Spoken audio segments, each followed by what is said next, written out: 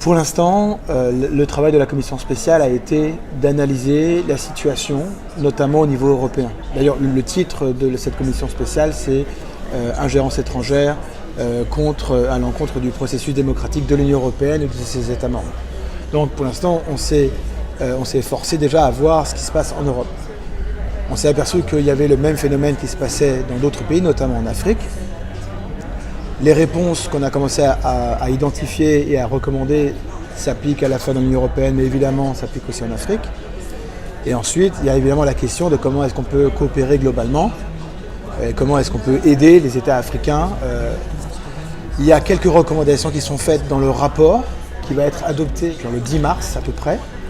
Vous verrez ça sur Internet, où là le Parlement européen va adopter le rapport final.